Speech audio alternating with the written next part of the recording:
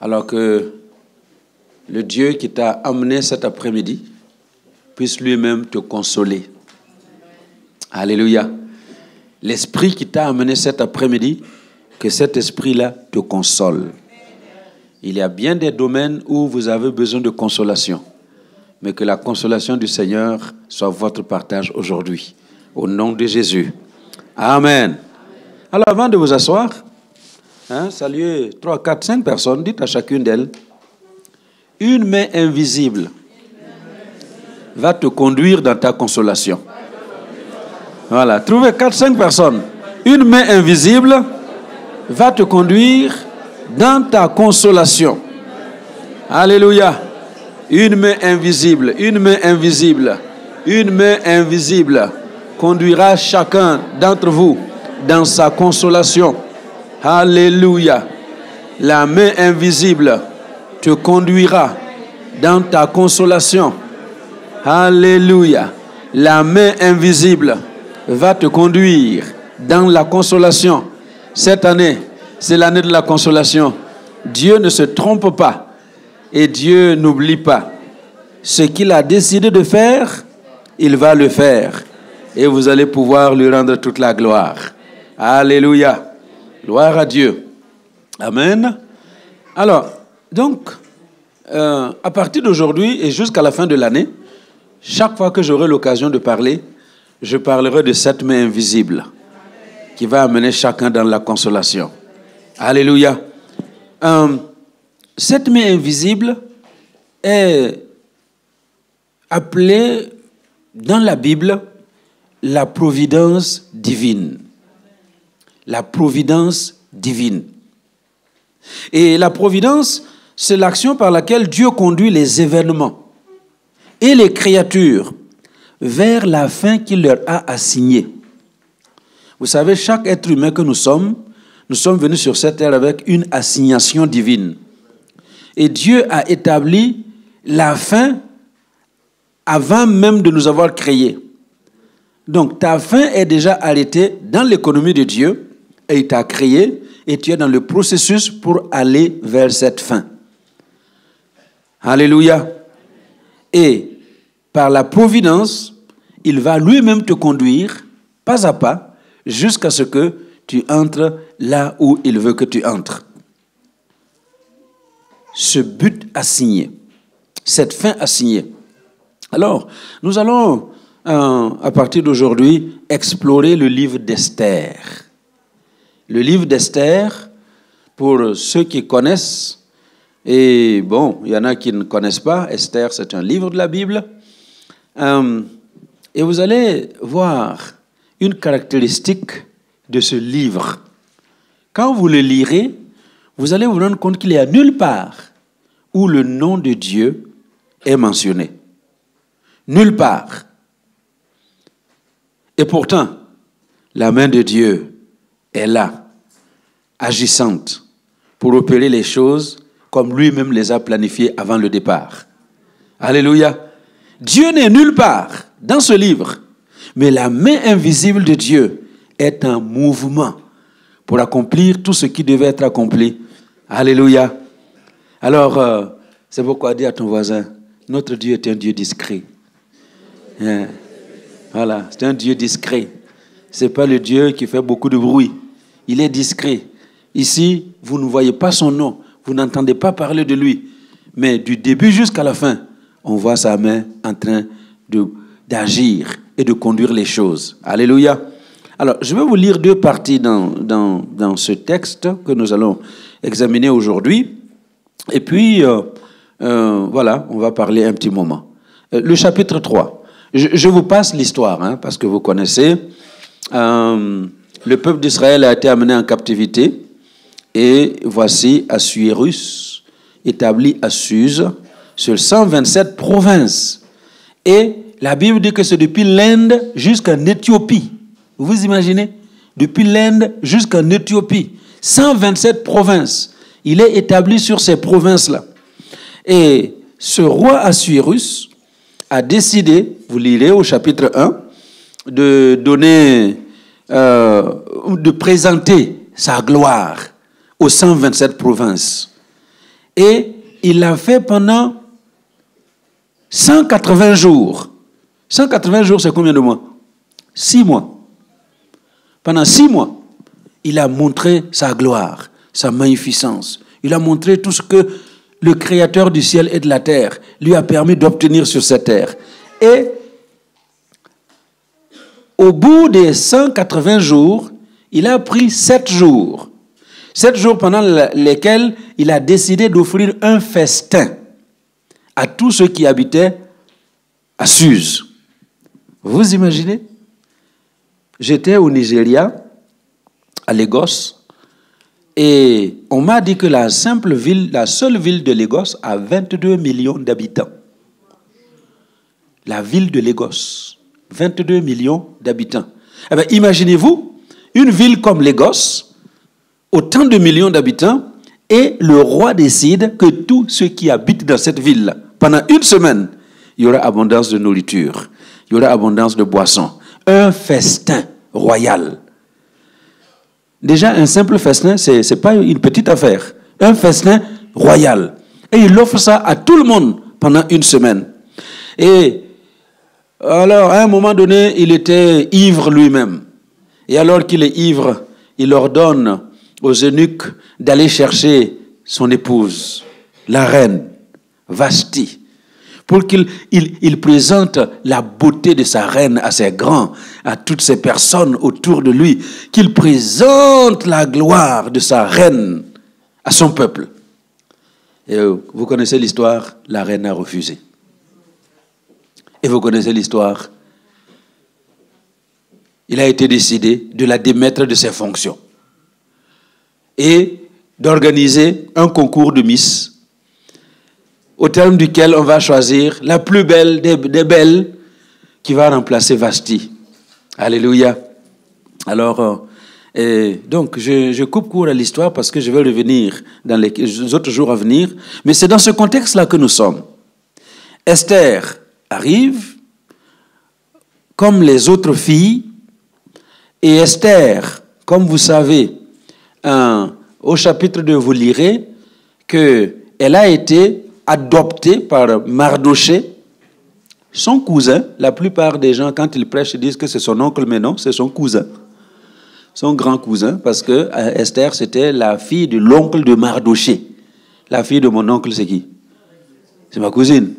Voilà. Donc, Mardoché a adopté Esther, qui a perdu son père, qui a perdu sa mère. Écoutez, la première fois dans ce livre où moi je vois la providence de Dieu, c'est dans le fait que Mardoché accepte d'adopter Esther. Un enfant, dans le temps, ou en Afrique aujourd'hui, qui perd sa mère, son père, successivement, qu'est-ce qu'on dit de cet enfant? Qui voudrait adopter un tel enfant? On a peur de l'adopter parce que enfant sorcier. Mais Mardoché n'a pas regardé à toutes ces choses. Il l'a adoptée comme fille après la mort de son père et de sa mère. Et quand il a été question de les déporter, il ne l'a pas laissé seul. Il l'a amené avec lui. Ça, c'est encore un aspect de la providence divine. Et je suis là ce matin pour dire que le même Dieu qui, de façon providentielle, a permis qu'un homme adopte une fille qui, aux yeux de certains hommes, n'aurait pas dû être adoptée, qu'un homme amène une fille, même en captivité, alors qu'il aurait pu la laisser. Tout ça, ce sont des éléments qui montrent qu'il y a un Dieu dont la main n'était pas visible, mais sa main agissait. Et j'ai la joie de vous annoncer cet après-midi que cette main invisible agit en ta faveur. Alléluia. Pour ces quelques jours de l'année 2019 qui restent, la main invisible de Dieu va agir en ta faveur. Et elle va t'amener dans ta consolation. Alors, ceci m'amène au chapitre 3. Regardez maintenant. Donc, Esther a été élue. Esther est devenue, élue. Elle a trouvé grâce aux yeux du roi qui l'a prise comme reine à la place de Vashti. Jusqu'ici, tout va bien. Tout semble fonctionner à merveille. Une étrangère, juive, dans un pays étranger, qui est devenue reine. Qui ne voudrait pas de cela? Un conte de fées. Apparemment, un formidable conte de fées. Mais lisez maintenant, mettez-moi le chapitre 3 s'il vous plaît, et je vais vous inviter à vous lever et nous allons lire ce passage-là ensemble. Ce conte de fées va s'arrêter brutalement. Alors, nous lisons ensemble. Après ces choses, le roi Assuérus fit monter au pouvoir Aman, fils d'Amedata, la Gagite. Il éleva en dignité et plaça son siège au-dessus de ceux de tous les chefs qui étaient auprès de lui. Tous les serviteurs du roi qui se tenaient à la porte du roi fléchissaient le genou et se prosternèrent devant Aman, car tel était l'ordre du roi à son égard. Mais Mardochée ne fléchissait point le genou et ne se prosternait point. Et les serviteurs du roi qui se tenaient à la porte du roi dirent à Mardochée: pourquoi transgresses-tu l'ordre du roi? Comme il le lui répétait chaque jour et qu'il ne les écoutait pas, ils en firent part à Aman pour voir si Mardochée persisterait dans sa résolution. Écoutez, ce matin, Papa Kofi nous a donné un excellent message que je vous conseille de prendre. Il a été question de résolution. Daniel et ses compagnons ont résolu. Ils ont pris une résolution. Bien qu'ils soient aussi à Babylone, comme notre ami ici. Et là aussi, il était résolu. Donc, pour voir si Mardochée persisterait dans sa résolution. Car il leur avait dit qu'il était juif. Et Aman vit que Mardochée ne fléchissait point le genou et ne se prosternait point devant lui. Il fut rempli de fureur, mais il dédaigna de porter la main sur Mardochée seul, car on lui avait dit de quel peuple était Mardochée, et il voulait détruire le peuple de Mardochée, tous les Juifs qui se trouvaient dans tout le royaume d'Assuérus. Vous vous imaginez, dans les 127 provinces, partout il y avait un Juif, il voulait le détruire. Il voulait le détruire. On continue. Au premier mois, qui est le mois de Nisan, la 12e année du roi d'Assuérus, on jeta le pur, c'est-à-dire le sort, devant Aman, pour chaque jour et pour chaque mois, jusqu'au 12e mois, qui est le mois d'Adar. Alors, Aman dit au roi Assuérus: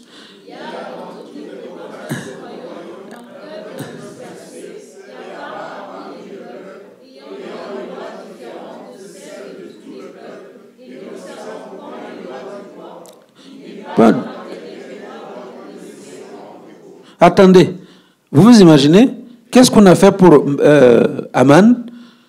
On a jeté le sort. C'est-à-dire qu'il a réuni ses marabouts, ses féticheurs, il a réuni ses occultes pour consulter. Et la Bible dit, on a consulté pour chaque mois de l'année, jusqu'au 12e mois. Et ils ont regardé à quel moment il faut aller voir le roi. Et ils sont venus, ils ont convenu que voilà, c'est le moment maintenant. Écoutez, il n'y a que les enfants de Dieu qui ne comprennent rien à rien. Les enfants de ce monde des ténèbres comprennent qu'avant de faire quelque chose, il ne faut rien faire au hasard. Et ils vont consulter pour avoir l'accord de Vénus, pour avoir l'accord de Neptune, pour avoir l'accord de... Quels sont les trucs là? Scorpion, Jupiter, et voilà, tous les trucs là que vous avez dans l'horoscope pour regarder. Mais vous là, vous levez, pépélez, allez, vous faites les choses en désordre sans consulter. Je ne dis pas d'aller consulter les choses occultes, mais il y a un Dieu dans les cieux que nous devons consulter. Alléluia. Aman a fait ça. Alléluia. Et nous sommes où? Verset 9. Alors, qu'est-ce qu'il dit? Qu'on écrive l'ordre de les faire périr. Écoutez bien, qu'est-ce qu'il dit? Qu'on écrive l'ordre de les faire périr. Écoutez, il y a des plans, il y a des programmes, il y a des projets qui sont faits dans les antres de l'enfer pour vous détruire. Et si on ne comprend pas ça, eh bien, on va passer toute notre vie à combattre des choses inutiles, alors que les choses sérieuses vont nous tomber dessus. Alléluia. Il dit pour les faire périr. Et je pèserai 10 000 talents d'argent entre les mains des fonctionnaires pour qu'on les porte dans le trésor du roi. Waouh! La suite. Le roi ôta son anneau de la main et le remit à Aman, fils d'Amedata, l'Agagite, ennemi des Juifs. Et le roi dit à Aman, l'argent t'est donné, et ce peuple aussi. Fais-en ce que tu voudras. Écoutez, écoutez. Si vous étiez à la place du roi, qu'est-ce que vous auriez dû faire? Allô? Pourquoi? C'est qui ce peuple? Qu'est-ce qu'il fait exactement qui est dans mon désintérêt? Quel est le vrai problème? Le roi, il se fiche de tout ça. On lui a dit, il dit, ok, le peuple là, je te le donne. Et même l'argent, je te le donne. Fais-en ce que tu veux. Vous imaginez? Il y a des gens qui font des calculs sur votre dos. Verset 12. Les secrétaires du roi furent appelés le 13e jour du premier mois. Et l'on écrivit suivant tout ce qui fut ordonné par Aman, au satrape du roi, au gouverneur de chaque province et au chef de chaque peuple, à chaque province selon son écriture et à chaque peuple selon sa langue. Ce fut au nom du roi Assuérus que l'on écrivit. Et on scella avec l'anneau du roi. Verset 13. Les lettres furent envoyées par les courriers dans toutes les provinces du roi pour qu'on détruisît, qu'on tuât, qu'on fit périr tous les Juifs, jeunes et vieux, petits enfants et femmes, en un seul jour, le 13e du 12e mois, qui est le mois d'Adar, et que leurs biens fussent livrés au pillage. Verset 14.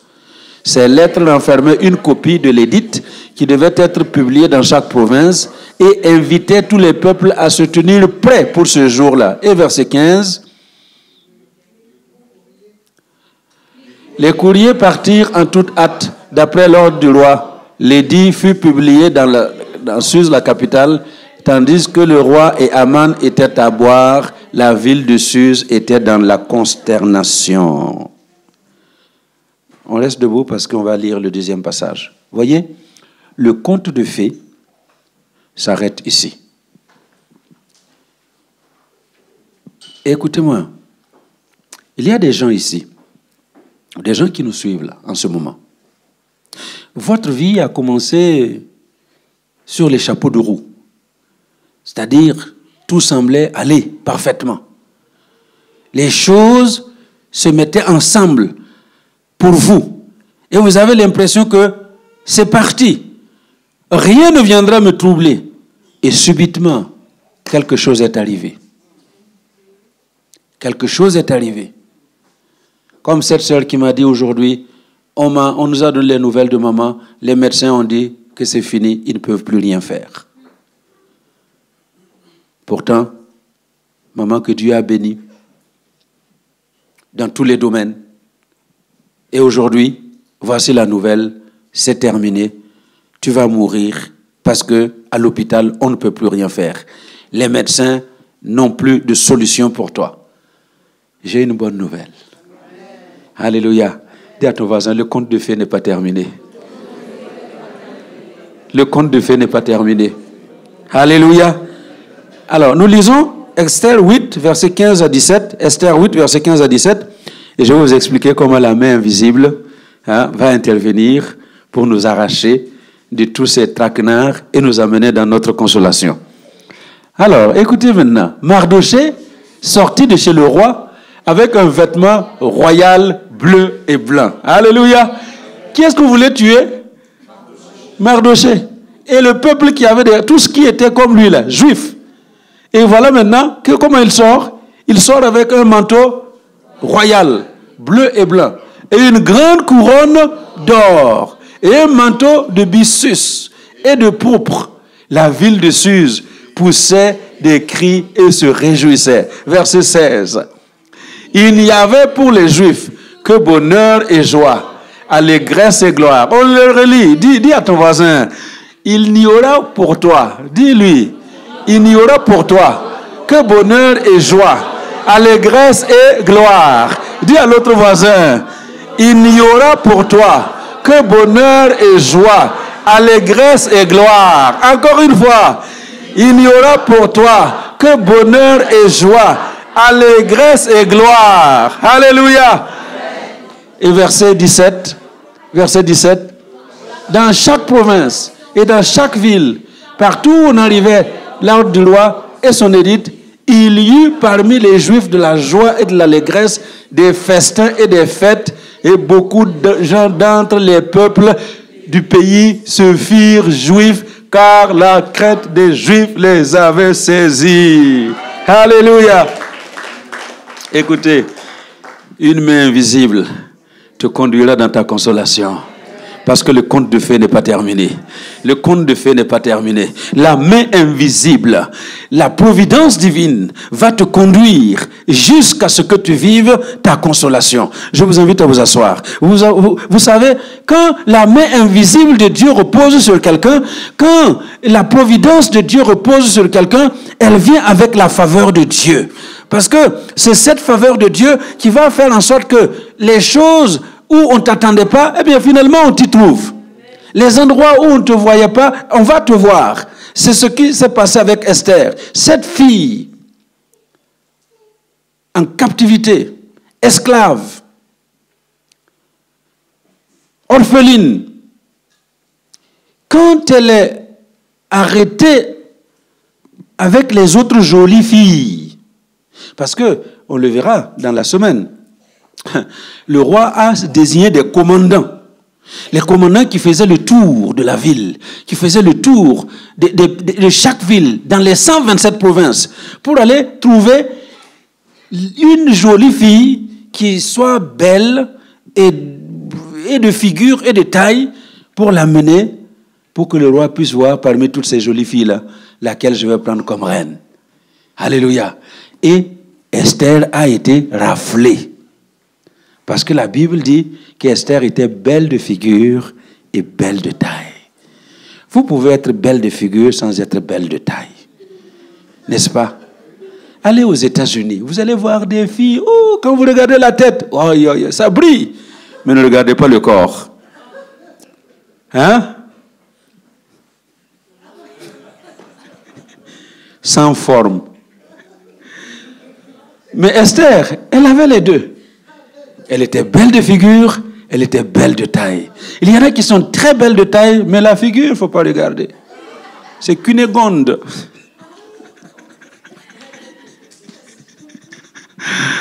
Alléluia. Oui, quand vous avez fait les lettres, hein, vous connaissez aussi. Hein? Mais Esther, elle a été raflée. Et voici, donc, au milieu des autres filles, quand elle arrive, dans l'espace des femmes, l'eunuque Égaï, gardien des femmes, la Bible dit au verset 9, que la jeune fille lui plut et trouva grâce devant lui, et il s'empressa de lui fournir les choses nécessaires pour sa toilette et pour sa subsistance. Il lui donna 7 jeunes filles choisies dans la maison du roi à la place, et la plaça avec ces jeunes filles dans le meilleur appartement de la maison des femmes. Waouh! Alléluia! Voilà, elle a la faveur de cette première personne dans la cour royale. Il lui accorde sa faveur. Vous savez pourquoi? Parce qu'il y avait une main invisible derrière Esther qui la conduisait depuis la maison de son père jusqu'à la maison de Mardoché, et de la maison de Mardoché jusqu'à cette maison des femmes. Une main invisible la conduisait. Alléluia. Vous savez, j'aime bien cette fille Esther, parce que c'est une fille très respectueuse des principes. Quand son cousin lui a dit, écoute, tu pars de chez moi, mais chut, tu la fermes. Tu ne fais pas connaître de quelle origine tu es. Il ne faut pas dire que tu es juive. Il ne faut rien dire. Et vous savez que les filles, ça parle. Hein? Je me demande toujours comment elles font. Dans l'avion, j'étais dans le même compartiment que 2 jeunes filles. Peut-être 25 ans, 26 ans. Toute la nuit. Après, je leur demande, mais vous les filles, pourquoi? Comment vous êtes capables de... Elles ne se connaissent pas, elles se sont rencontrées dans l'avion. J'ai dit, comment vous faites? Et puis il y a une qui me dit, vous savez quoi? J'ai une sœur jumelle, mais tous les jours que Dieu crée, on est dans notre lit. On va... Comment? Parler comme ça jusqu'à 3 heures du matin. J'ai dit, mais qu'est-ce que vous vous dites? On parle. Les filles, ça parle. Hein? Alors, vous vous imaginez que quand Esther se retrouve au milieu d'autres filles, dans le même environnement, et puis elle semble avoir plus de faveur que les autres, ben je m'imagine. Parce que la plupart des filles, ça devait être des filles des grands. Vous avez vu, on a cité les noms là des grands, des gouverneurs, des chefs. Beaucoup de filles, leurs parents étaient déjà des grands. Et moi, je m'imagine certaines filles en train de discuter entre elles. Ah, mon papa, oh, c'est le gouverneur de la province de tel. Oh, mon papa, c'est le patron de tel. Oh, mon papa, c'est le directeur. Oh, mon papa, c'est le conseiller. Mais toi, quand on fait les réunions là, on ne te voit pas. Tu viens d'où? Et Esther, chut, dis à ton voisin, chut, voilà. On va te pousser pour que tu dises ce que tu ne dois pas dire là. Chut. Et le diable est très spécialisé dans la chose. Il va te tirer le verre du nez. Mais nous devons nous appliquer à être silencieux. Alléluia. Esther n'a rien dit jusqu'à ce qu'elle vienne au palais royal, sur le trône à côté du roi. Même là, elle ne dit rien. Elle ne dit rien.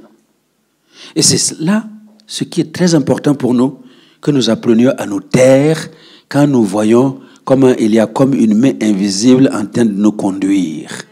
Vous ne savez pas, vous-même vous savez d'où vous êtes venus. Vous savez comment la vie a été pour vous. Vous savez ce que vous auriez dû être et que vous n'êtes pas. Vous savez les pronostics des gens, là où on voulait vous voir et où on ne vous a pas vu. Et aujourd'hui, vous êtes là, au Luxembourg, assis dans une belle pièce ici à El Shaddai, sur une bonne chaise, en train d'adorer le Dieu vivant. Vous êtes là avec votre tête, avec toutes vos ressources. Et ce n'est pas fini. Alléluia. Le conte de fées n'est pas encore terminé. Alléluia. Le conte de fées n'est pas encore terminé. Donc, Esther, elle a déjà la faveur de cette première personne. Parce que si elle n'avait pas la faveur de Hégai, les choses pouvaient mal tourner pour elle. Mais à partir du moment où ce monsieur est favorable, eh bien c'est lui-même qui lui indique les choses maintenant. Parce qu'il a toujours été là. Il sait comment les choses fonctionnent dans le palais royal. Il sait comment se conduire quand on va chez le roi. Il sait quel habit il faut porter, quel parfum il faut mettre. Parce que le roi, il aime tel parfum. Il sait que quand vous arrivez en tant que femme, parfumée de cette manière, habillée de cette manière, vous présentant devant lui de cette manière, il n'y a rien à faire. Le roi va tomber KO. Alléluia. Et il lui a appris toutes les petites choses. Et quand le jour où Esther devait aller se présenter chez le roi, les autres filles prenaient toutes sortes de choses. La Bible dit que chaque fille pouvait prendre tout ce qu'elle voulait. Donc si une dit, ah moi, je vais voir le roi, mais je vais prendre cette voiture-là, 4x4 là, moi je vais partir avec. Tu pars avec. Et moi, non, moi je préfère partir avec un gros congélateur. Tu pars avec ton congélateur. Tout ce que tu veux, on te donne. Mais Esther, quand son tour est arrivé, il dit, Hégai, qu'est-ce que je dois faire? La Bible dit qu'elle n'a rien amené que ce que Hégai lui a dit d'amener. Alléluia. Et encore une fois, les filles devaient la trouver bizarre. Mais comment tu vas chez le roi, tu parles seulement comme ça, avec un petit sac? C'est quoi ce truc? Non, non. Il y a un principe royal que Esther venait d'apprendre. Et elle est partie. Et c'est elle qui est retenue comme reine à la place de Vashti. Alléluia. Donc, faveur de Hégaï. Et au verset 15, normalement, au verset 15, qu'est-ce qui est dit au verset 15? Lorsque son tour d'aller vers le roi fut arrivé, Esther, fille d'Abishai, oncle de Mardoché, qui l'avait adoptée pour fille, ne demanda que ce qui lui fut désigné par Hégaï, eunuque du roi et gardien des femmes. Regardez, Esther trouvait grâce aux yeux de tous ceux qui la voyaient. Et c'est ça ma prière aujourd'hui. Que tu trouves grâce aux yeux de tous ceux qui te voient. Est-ce que vous m'entendez? Que tu trouves grâce aux yeux de tous ceux qui te voient. Quand tu sors le matin, tu rencontres la première personne, que tu aies la faveur de cette personne. Quand tu entres dans le bus, eh bien que tu aies la faveur de tous ceux qui sont dans le bus. Quand tu voyages dans le train, que tu aies la faveur de toutes les personnes qui sont dans le même compartiment que toi dans le train. Et quand tu entres au travail, eh bien que les collègues te soient favorables, que ton patron te soit favorable, que toute personne qui te rencontre. La Bible dit que Esther a trouvé grâce devant tous ceux qui la voyaient. Toute personne qui te voit, que tu lui sois favorable. Et qu'elle... Alléluia. Alors ça veut dire qu'il faut toi aussi apprendre à être favorable aux autres. Hein? Amen. Est-ce que vous me comprenez? Et au verset 17, le roi aima Esther plus que toutes les autres femmes, et elle obtint grâce et faveur devant lui plus que toutes les autres jeunes filles. Et voilà ce qu'il fit. Il mit la couronne royale sur sa tête et la fit reine à la place de Vashti. Alléluia. Voilà ce que Dieu a fait pour Esther. Un conte de fées qui a failli s'arrêter. Mais encore une fois, le conte de fées n'est pas terminé. La providence divine, cette main invisible, va agir pour que Esther arrive non seulement à sa propre consolation, mais à la consolation de tout le peuple juif qui vivait dans le royaume du roi Assuérus. Alléluia. Alors, c'est pourquoi ce matin, je vais vous laisser 3 choses importantes. 3 choses à comprendre. Pendant que nous nous attachons à la providence divine, cette main invisible qui va nous conduire dans notre consolation, il y a 3 choses que tu dois comprendre. La première chose que tu dois comprendre, c'est que Dieu s'occupe des plus petits détails de ta vie. Il faut comprendre ça.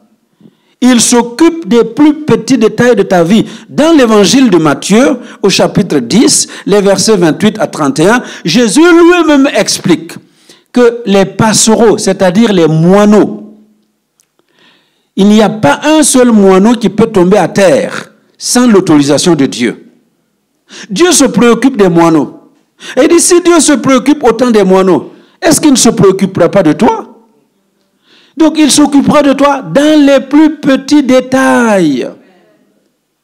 Et il ajoute que même les cheveux de ta tête sont comptés. Allô? Fais un peu comme ça. Hein? Non, si vous avez une perruque, ce n'est pas la peine de mettre là. Parce que Dieu ne connaît pas le nombre des Dieu connaît les cheveux là qui ont des racines. Qui ont des racines là. Alléluia. Et même si vous êtes chauve, même si vous n'avez plus rien, il y a la racine encore. Dieu connaît le nombre. Et même ces cheveux-là sont comptés. Ça veut dire que Dieu lui-même se préoccupe des plus petits détails de ta vie. Qu'est-ce qui va t'arriver sur cette terre sans que Dieu n'en soit informé?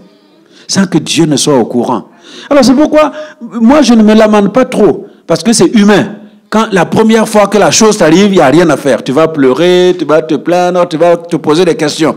Mais il ne faut pas laisser ces questions durer ni perdurer.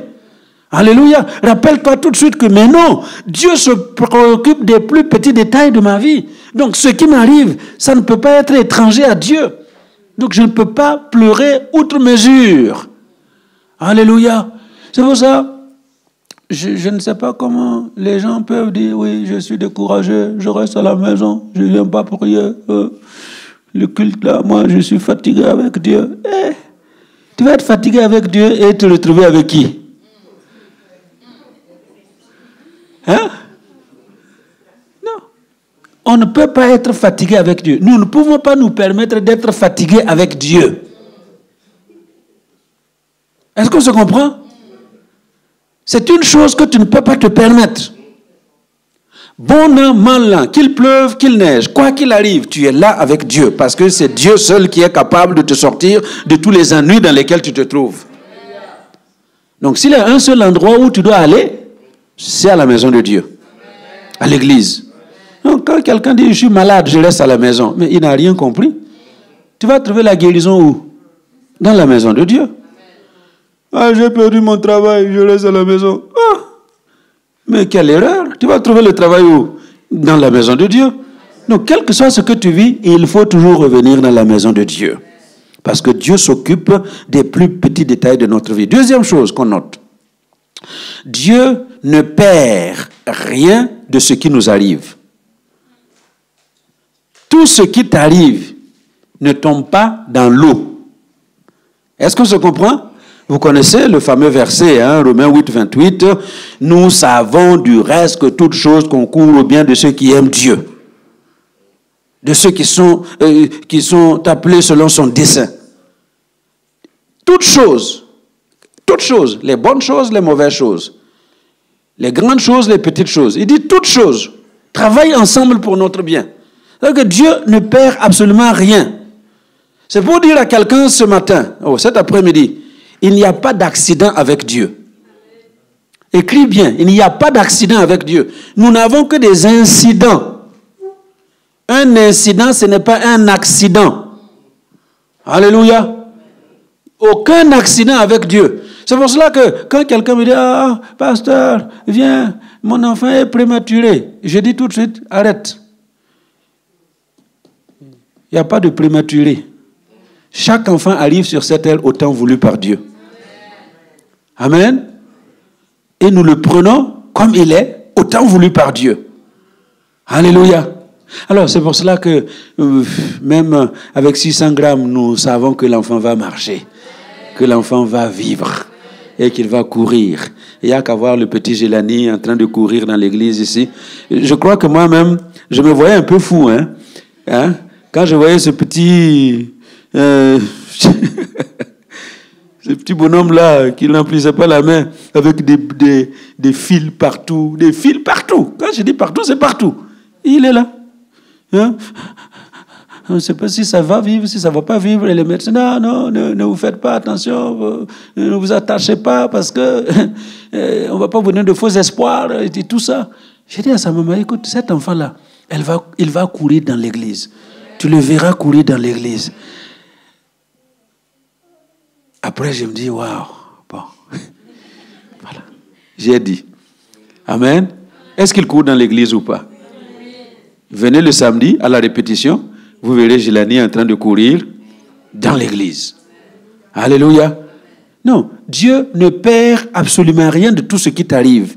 Donc, quand tu as les pires choses qui t'arrivent, Dieu prend tout ça avec les bonnes choses et il va tout faire pour que cela travaille pour ton bien. Alléluia. C'est pourquoi dire à ton voisin, arrête de pleurer, s'il te plaît. Arrête de pleurer. Arrête de pleurer. Parce que Dieu ne va rien perdre de tout ce qui t'arrive. Amen. Et la troisième chose, et c'est là où je vais m'attarder un peu plus, c'est que le but ultime de Dieu, quand il nous a sauvés, notez, ce n'est pas pour faire de nous des millionnaires seulement, que nous ayons un mari, une femme, avec des enfants, parce qu'il y a des gens, leur vie là, ça se résume à ça. J'ai un mari, j'ai des enfants, j'ai un travail, j'ai une maison, j'ai une voiture. Merci Seigneur Jésus. Quelle erreur! Dieu t'a sauvé pour un objectif ultime. Et le but ultime que Dieu poursuit, c'est que tu sois semblable à l'image de son Fils. Alléluia. Romains 8, 29. Ceux qu'il a connus d'avance, il les a aussi prédestinés à être semblables à l'image de son Fils, afin que son fils soit le premier-né entre plusieurs frères. Alléluia. Ce que Dieu veut, c'est que nous soyons semblables à l'image de son fils. C'est que tu ressembles à Jésus-Christ. Demande à Jésus, est-ce que tu ressembles vraiment? Demande à ton voisin, est-ce que tu ressembles vraiment à Jésus? Est-ce que tu as la forme de Jésus? Est-ce que tu as la forme de Jésus? Alléluia. Ah ben, écoutez-moi bien. Je vais faire travailler ceux qui sont à l'audiovisuel. Vous connaissez ça? Ça s'appelle quoi?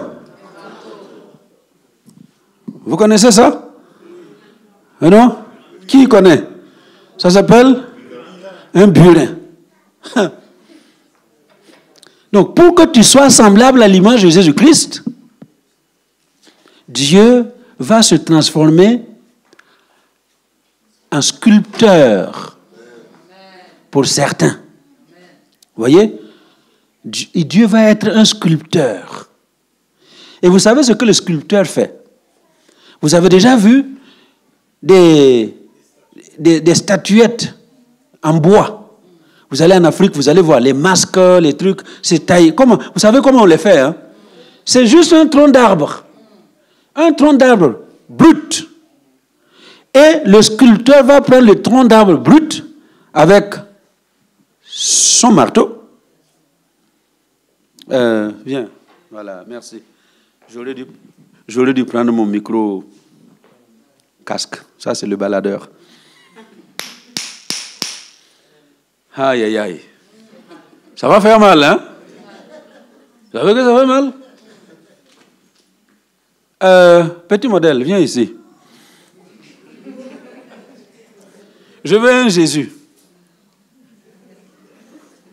Ah. Vous allez voir. Vous voyez comment, voilà. Jésus, il est comme ça. Ça va? Oui. Ouais. Jésus, il est comme ça. Elle est jolie, hein?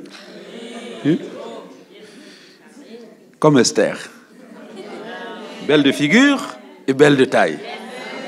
Je prie que tu sois à la maison du roi. Que Dieu t'envoie un roi. Un bon prince. Alléluia.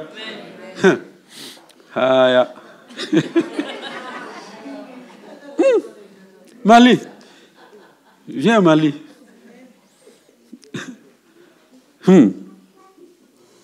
Voilà. Donc voici Jésus.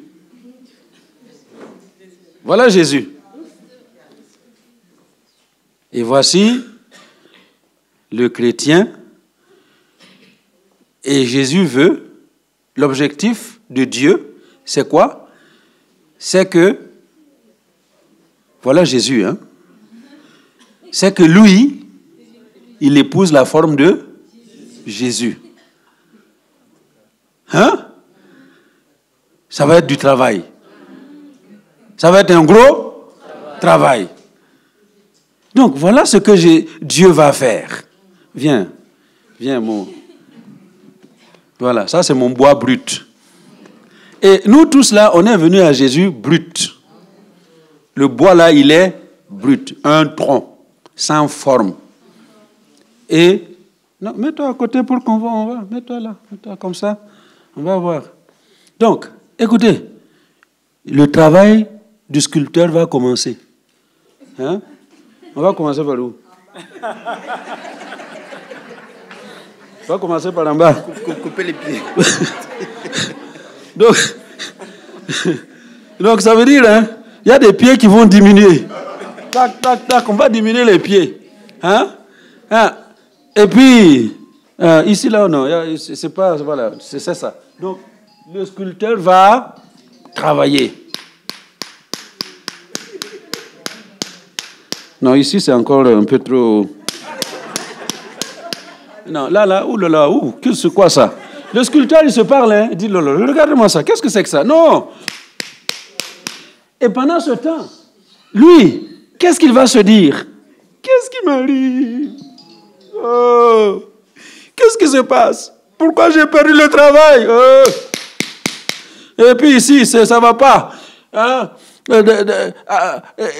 au milieu des collègues, tout le monde m'en veut. Qu'est-ce qui se passe? Seigneur, allez, c'est le sculpteur qui est en train de travailler. Et je viens à l'église, je crois que j'ai trouvé un refuge. Et quand j'arrive là, je ne trouve que des ennemis. Il n'y a que des gens qui s'opposent à moi. C'est comme si j'étais écarté. Le sculpteur est en train de faire son travail. Alléluia. Et puis, donc, il doit diminuer, il doit couper les pattes, les pieds, il doit tailler. Et au bout du compte, il va être semblable à Jésus. Alléluia. Alors, c'est pourquoi la prochaine fois, quand tu vas sentir comme des choses qui sont en train de te piquer, c'est tellement dur, ta vie devient compliquée, mets-toi dans la tête que le sculpteur est en train de faire son travail. Alléluia. C'est parce que il y a encore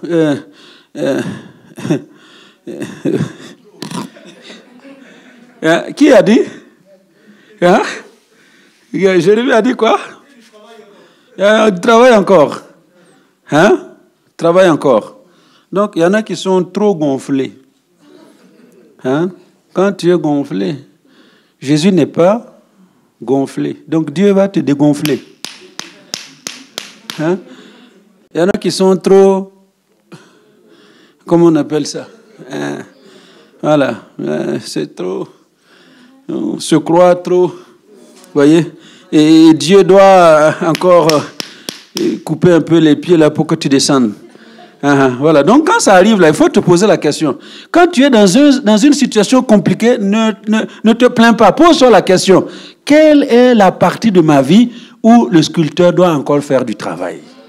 Alléluia. Amen. Dieu est le sculpteur.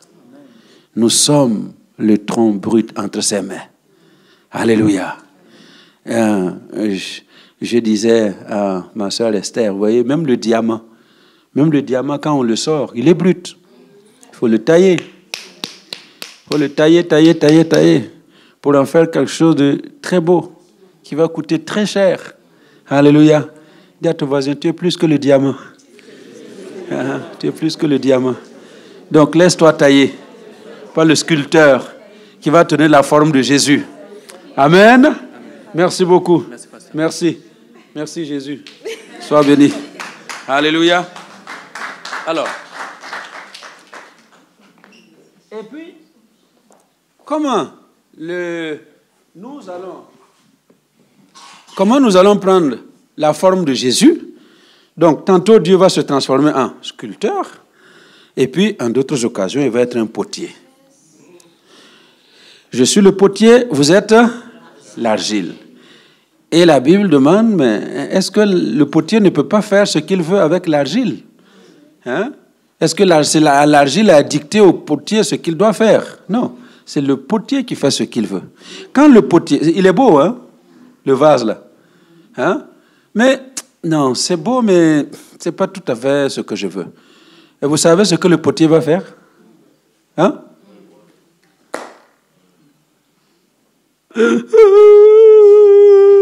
Mon cœur est brisé.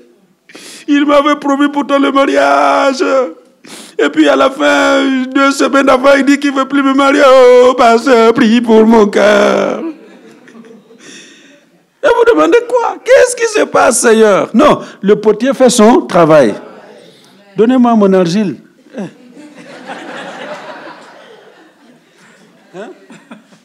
Le potier fait son... Il va ramasser la masse et puis il va... Et vous savez, waouh, je suis l'argile. Vous chantez ça, Moi, je suis l'argile, tu es le potier. Demandez à l'argile. Moi, je suis l'argile, toi, tu es le potier. Et puis le potier est en train de faire ça. Oh, pourquoi ça fait mal encore? Pasteur, oh, yo. Et le potier fait son travail. Et quand il a fini, eh bien, il fait le vase qu'il veut. Il lui donne la forme qu'il veut. Mais il lui donne la forme qu'il veut. Alléluia, il lui donne la forme. Et quand il a donné la forme, il dit, waouh, voilà, c'est exactement comme ça que je voulais. Amen. Vase de terre, pour un usage vil. Vase de... pour un usage d'honneur. Alléluia. Il fait de l'argile ce qu'il veut. Et il donne la destination qu'il veut de l'argile. Alléluia. Et c'est pour cela que parfois on souffre.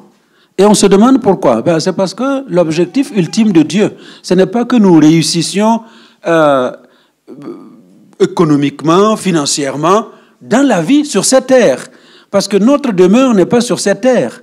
Notre destination, ce n'est pas sur cette terre. Tu peux gagner le monde entier, être multimilliardaire. Mais la Bible dit à quoi cela va te servir si au bout du compte, c'est pour perdre ton âme. C'est pourquoi l'objectif de Dieu, c'est que nous soyons semblables à l'image de Jésus-Christ. Alors demande encore à ton voisin, est-ce que tu as l'image de Jésus? Est-ce que tu penses avoir la forme de Jésus? Alléluia. Eh bien, si tu ne penses pas avoir la forme de Jésus, sache que le sculpteur va faire son travail, le potier va faire son travail, et en d'autres occasions, il va se transformer en orpailleur. En orpailleur. Ça, c'est la chose la plus difficile. L'orpailleur. L'orpailleur, vous savez quand l'or sort de terre, comment il est? Il est comment? Il est? Je vais voir ceux qui connaissent l'or là, il est comment? Sans forme. Vous, voilà. Mais voilà les gens là qui connaissent le... Vous les valez de brut. Non. L'or, quand c'est de la terre. On creuse, c'est de la terre qui sort. Ce sont des mottes de terre. Et qu'est-ce qu'il faut faire pour obtenir de l'or? Il faut d'abord écraser. Écraser, c'est galer, écraser cette terre, en faire de la farine, et puis tamiser, mettre dans un tamis. Vous savez, à l'artisanat, là, on va au bord du lac, et puis toute la poussière s'en va, et puis vous voyez de la poussière d'or qui reste maintenant. Alléluia. Mais imaginez l'or qui est enfoui dans la terre, et qui sait qu'il a de la valeur. L'or sait qu'il a de la valeur. Comme vous là. Vous savez que ça a de la valeur, non? J'ai de la valeur. J'ai de la valeur. Comment on chante ça encore? Vous savez que vous avez de la valeur. Maintenant, on vient vous ramasser avec la terre là. Il y a des cailloux, quoi? La boue, le sable. Bon, ceux qui sont un peu chanceux, il y a un peu d'argent, il y a de l'aluminium, tout ça là, c'est dans la terre. Et ça sort. Maintenant, quand on a tamisé et qu'on a pris maintenant cette poudre, l'or peut se dire, ouf, enfin, le calvaire est terminé. Mais le calvaire n'est pas encore terminé. Parce qu'il faut maintenant fondre cette poudre d'or pour que ça devienne liquide et on va pouvoir enfin en faire des lingots d'or. Et on met ça au feu. Et c'est pourquoi Pierre dit que votre foi est plus précieuse que l'or, qui est périssable, mais cet or-là doit être éprouvé par le feu. Il dit que de la même manière, votre foi doit être aussi éprouvée. Si ta foi n'est pas éprouvée par le feu, ce n'est pas la foi. Oh! Et trop de chrétiens marchent comme ça. Leur foi n'a pas été éprouvée. Demande à ton voisin, est-ce que ta foi sent le feu? Les chrétiens dont la foi ne sent pas le feu, c'est eux. Non, moi je viens plus. Comme Papa Kofi disait le matin, je suis venu et puis on ne m'a pas bien reçu. Non. Si ta foi ne sent pas le feu, tu vas fuir l'église. Parce que vous savez quoi? Parmi les plus méchants, ce sont les gens d'église. Il ne devrait pas en être ainsi. Mais parmi les plus méchants que vous trouvez, c'est à l'église. Les méchants, vous êtes avec des gens dans les bureaux. Ce qu'on ne fait pas dans le monde là, vous trouvez ça à l'église. Est-ce que c'est normal? Les petites combines, les coups que vous n'avez pas au service, vous les trouvez à l'église. Est-ce que c'est normal? Mais ce sont les gens dont la foi n'a pas été éprouvée. Parce que quand tu es passé par le feu, l'or qui pensait que c'était terminé, non, on le met au feu.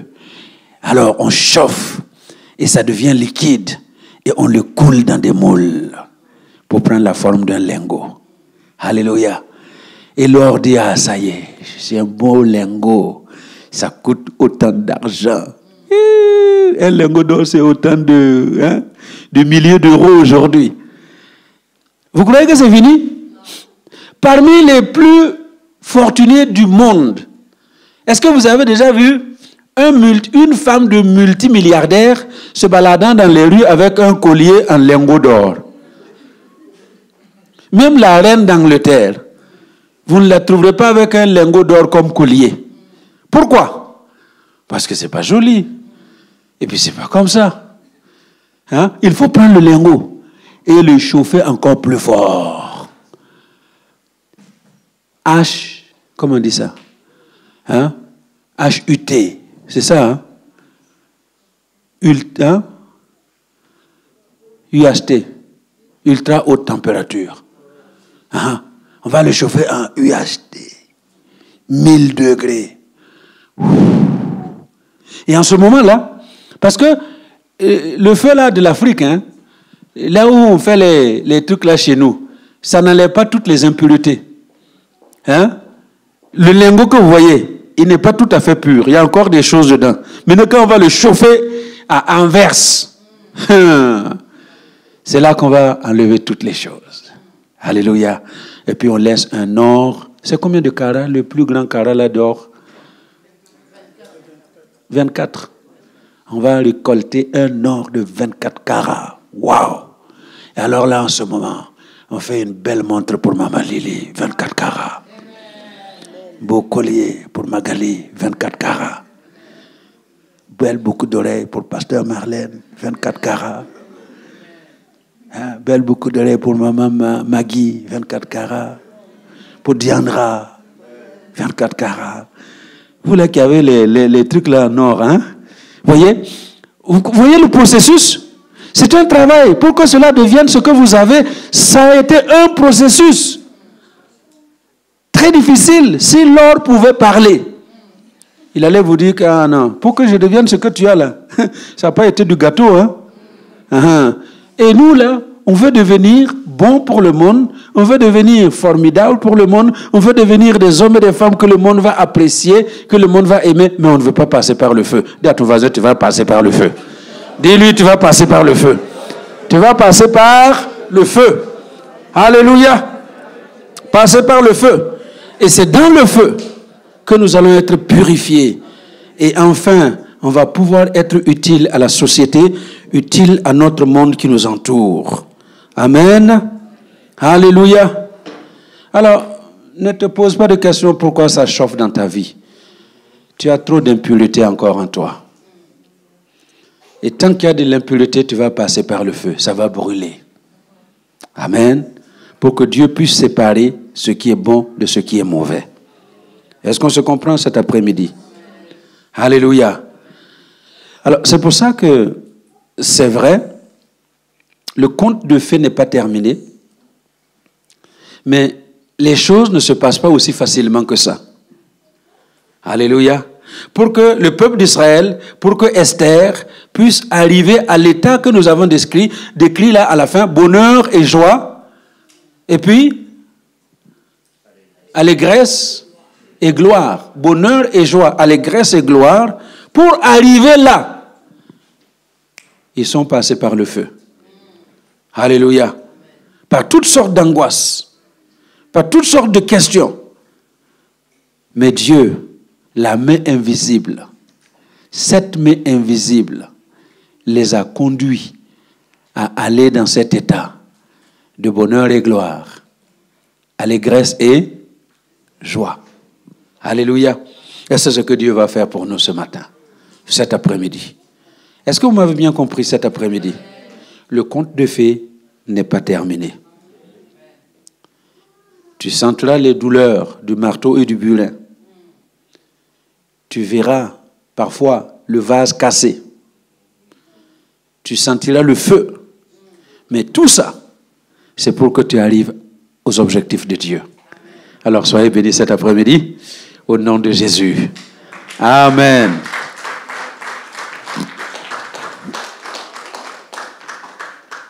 Amen. Alors je vous invite à vous lever et nous allons prier. allégresse et bonheur, bonheur et gloire, allégresse et joie. Il n'y avait pour les Juifs que bonheur et joie, allégresse et gloire. C'est ce que nous allons demander. Amen. Voilà. Mais auparavant, je voudrais prier pour ceux qui se sentent dans ce processus de transformation. Ceux qui se sentent dans ce processus de transformation. Vous-même, vous êtes conscient. Vous savez où vous êtes. Vous savez ce que Dieu doit encore faire dans votre vie. Parce que tu ne reflètes pas la forme de Jésus. Je voudrais prier pour ces personnes d'abord, avant de permettre que Dieu nous donne cet après-midi bonheur et joie, allégresse et gloire. Tous ceux qui sentent que vous n'êtes pas dans la forme de Jésus, je vais prier pour vous.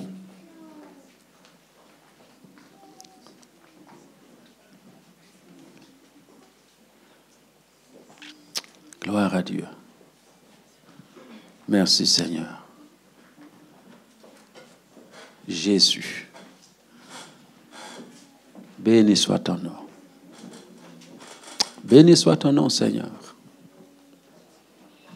Béni soit ton nom.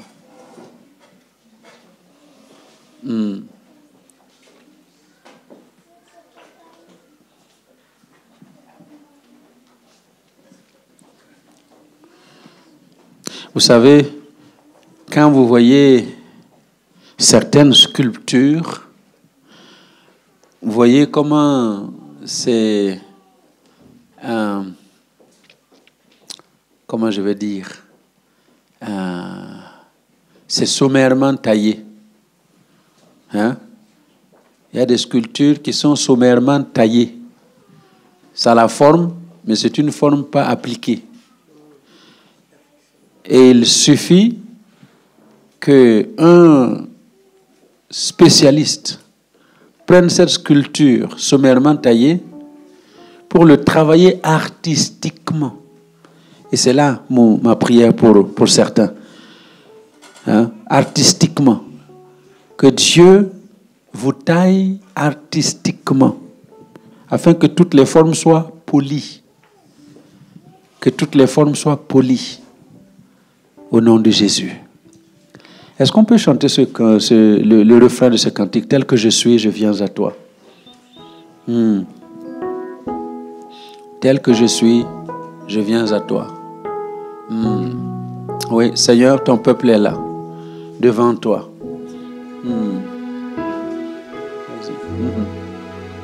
Nous sommes là devant toi, avec nos faiblesses, avec nos faillites, avec nos incapacités.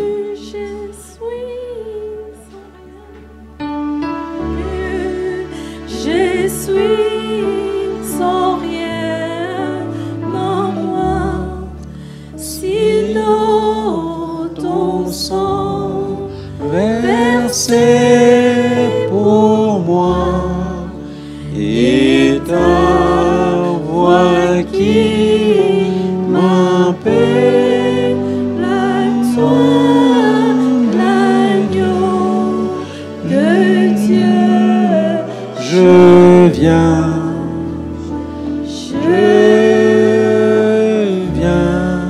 tel que je suis. Je suis sans rien. Yes. Alléluia. Restez connectés avec Dieu parce qu'il y a une puissance. Il y a une puissance de guérison qui descend d'en haut. Il y a une puissance de restauration qui descend d'en haut pour te donner la forme qui convient.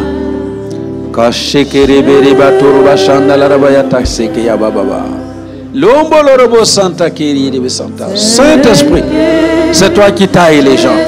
C'est toi qui tailles les gens. Tu es le sculpteur qui taille les gens. Saint-Esprit, tu es le potier qui taille, qui façonne. Saint-Esprit, c'est toi le potier qui façonne.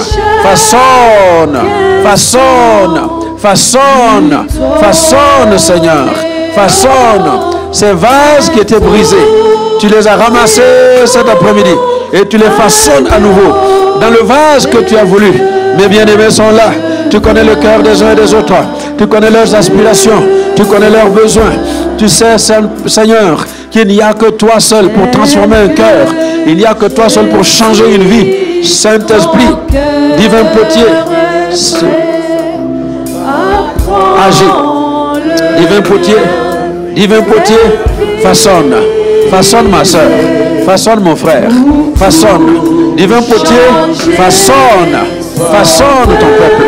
Façonne, Seigneur. Oh, divin orpailleur, c'est toi qui chauffe le feu pour que notre foi soit totalement transformée, changée, que notre foi épouse la forme de Jésus. Mon Dieu, merci d'intervenir. Divin sculpteur, c'est toi qui tailles. Tu tailles les formes. Ce qui est déformé, tu tailles à nouveau. Ce qui est déformé, tu tailles encore. Yes, Jésus, tu tailles encore. Merci de tailler les uns et les autres. Au nom de Jésus. The name of Jesus. Au nom de Jésus. Au nom de Jésus. Au nom de Jésus. Au nom de Jésus. Mélanie est dans tes mains. Mélanie est dans tes mains. Que la main visible du Seigneur te conduise certainement cet après-midi. Yes. Oui, il y a une puissance. Une puissance qui descend sur toi. Une puissance qui transforme ton cœur. Une puissance qui pénètre ta vie. Qui change tout dans ta vie. Alléluia. Va dans cette nouvelle aspiration. Au nom de Jésus. Alléluia. Seigneur, merci. Merci pour Fanélia. Merci pour Fanélia. Tu la connais. Tu sais ses domaines où elle a besoin d'être changée, transformée. Merci de restaurer, de te glorifier. Au nom de Jésus.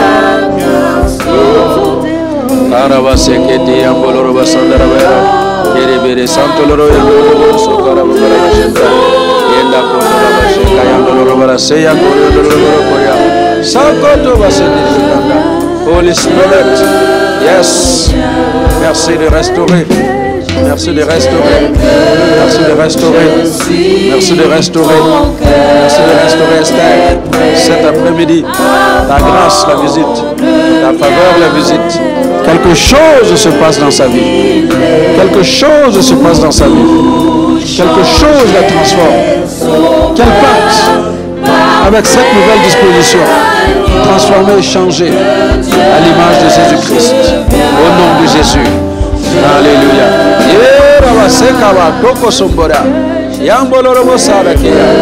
Au nom de Jésus.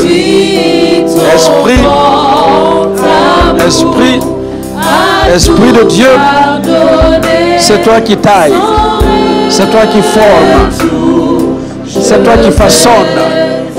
Façonne, Abi.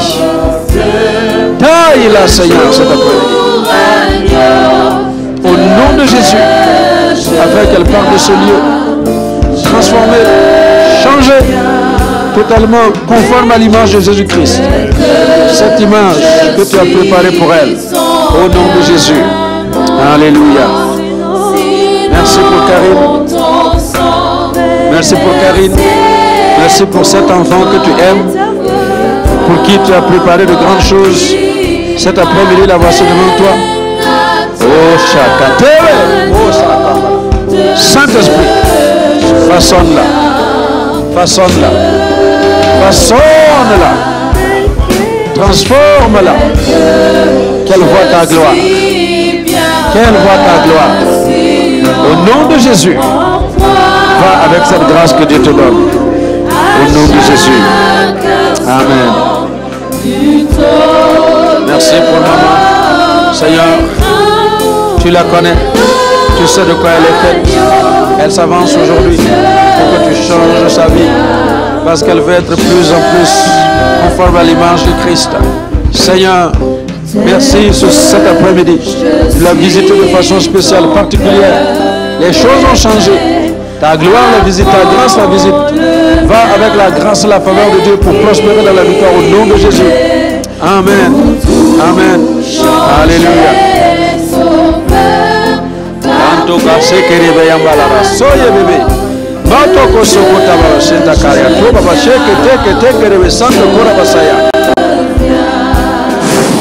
Souffle sur elle, Seigneur.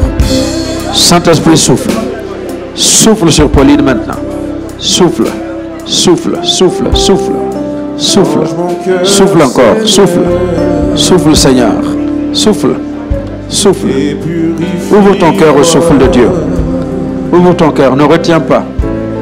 Ouvre ton cœur au souffle de Dieu. Yes, yes, yes. Encore plus, encore plus, encore plus. C'est toi qui façonnes, c'est toi qui tailles, c'est toi qui régule les choses. Merci d'intervenir maintenant afin que Pauline parle de ce lieu avec la nouvelle forme que tu lui as donnée dans les cieux au nom de Jésus. Dans les cieux au nom de Jésus. Dans les cieux au nom de Jésus. Dans les cieux au nom de Jésus. Laisse l'Esprit te visiter aujourd'hui. Laisse le Saint-Esprit te visiter. Ne le bloque pas. Ne le bloque pas. Ne le bloque pas. Ne le bloque pas. Il y a plusieurs semaines, voire des mois, où tu as bloqué ces choses de Dieu. Aujourd'hui, ouvre ton cœur. Il veut te remplir à nouveau. Il veut te visiter de façon nouvelle. Yes, ouvre ton cœur, ouvre ton cœur, ouvre ton cœur, ouvre ton cœur. Il ne peut rien faire si tu n'ouvres pas le cœur. Yes, encore plus Seigneur, encore, encore, encore, encore, encore, encore Seigneur, Saint-Esprit.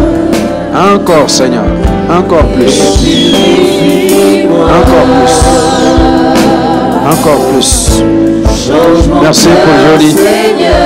Merci pour tout ce que tu as préparé pour ce jeune homme. Tu l'aimes, tu le connais, tu sais de quoi il est fait. Agis afin qu'il voit ta gloire. C'est toi qui tailles, c'est toi qui façonnes, et c'est toi qui changes. Que la grâce de Dieu te change. Que la grâce de Dieu te change. Aujourd'hui, tu parles avec la faveur de Dieu pour marcher dans ce nouveau départ de changement. Au nom de Jésus. Yes. Reçois cette grâce. Reçois cette grâce cet après-midi. Reçois cette grâce au nom de Jésus. Alléluia. Amen. Merci pour le moment, Adrienne. Seigneur, tu la connais.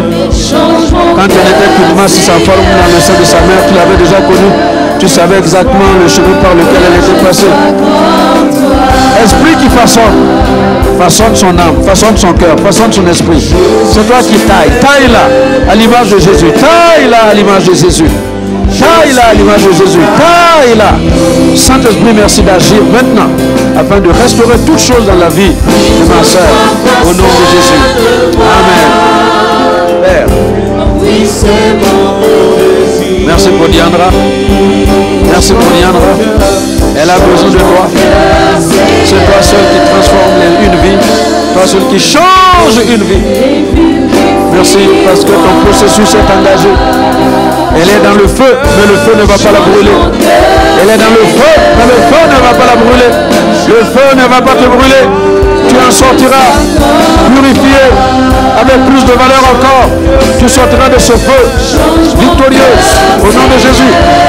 Yes. Yeah. Sois béni, sois restauré au nom de Jésus. Va avec cette grâce maintenant pour vivre dans cette nouveauté de vie. Au nom de Jésus. Amen. Amen.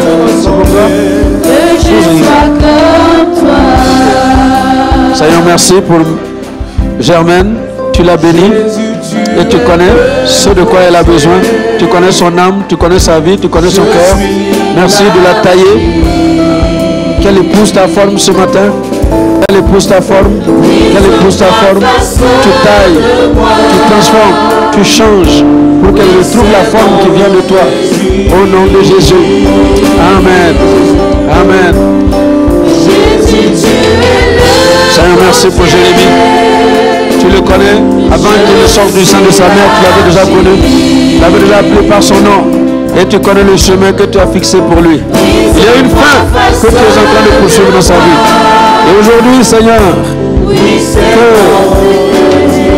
le sculpteur fasse son travail, que le potier fasse son travail, que l'orpailleur fasse son travail, afin de transformer Jérémie à l'image de Jésus. Et aujourd'hui, Seigneur, je te l'envoie maintenant. Que la grâce de Dieu te visite, que sa faveur repose sur toi, que tu expérimentes un départ nouveau avec le Seigneur et que Dieu t'ouvre les yeux pour voir sa gloire. Amen. Sois béni. Amen. Alléluia. Yes.